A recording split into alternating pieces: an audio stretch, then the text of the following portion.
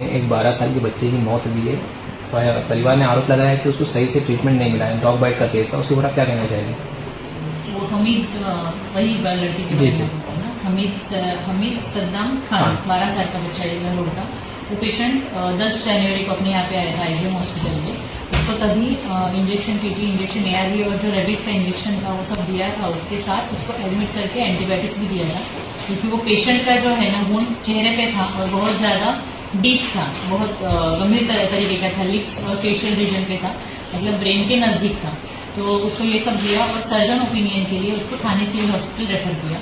तो उसके बाद उसने वहाँ पे भी इंजेक्शन एआरएस लिया है ठाणे सिविल हॉस्पिटल में, और वहाँ पे सर्जन ने वहाँ पे देख के उसको एडमिट होने की सलाह दी थी, लेकिन रिलेटिव्स ने उसको एडमिट नहीं किया 10 तारीख को। उसके बाद 13 जनवरी को और 17 जनवरी को वो आईजीएम हॉस्पिटल में आया। तभी उसको कुछ भी कंप्लेंट्स नहीं थे।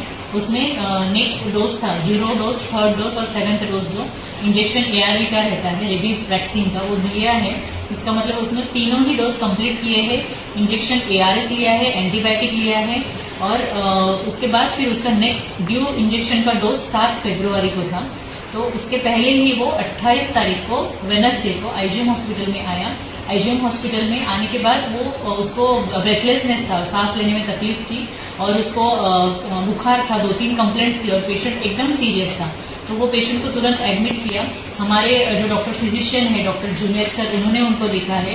हमारे पीडियाट्रिशियन डॉक्टर मेहजबीन पटेल, उन्होंने उनको देखा है और उनको ट्रीटमेंट दिया है, ऑक्सीजन दिया। तभी उसका ऑक्सीजन लेवल भी कम था, 85% कुछ तो था, 85% to 86% SpO2। ऑक्सीजन दिया, एंटीबायोटिक्स दिया और सभी इंजेक्शन दिए।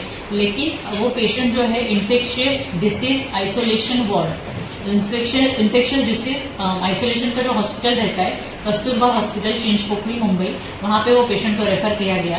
और फिर वो पेशेंट वहाँ पे एडमिट था 28 तारीख से 31 तारीख तक, 4 दिन पेशेंट एडमिट था।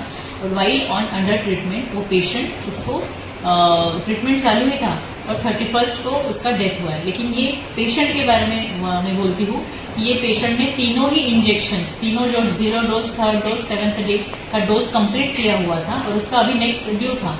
उसके पहले ही वो 28 तारीख को एकदम बैड होके आया पेशेंट। और उसने अकॉर्डिंग टू डॉक्टर्स जो थे ऑन ड्यूटी, उसने बोला था कि उसको 4-5 दिन से सिम्टम्स है ऐसे बुखार के, और उसने किसी प्राइवेट हॉस्पिटल से भी इस चीज़ का दवाई लिया हुआ था।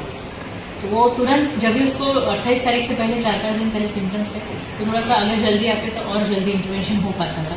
लेकिन आईजीएम हॉस्पिटल की तरफ से उसको 100% सभी इंजेक्शंस जिसको जो रिक्वायर्ड थे वो सब दिए गए हैं, और उसको एडमिट करके दिए गए हैं।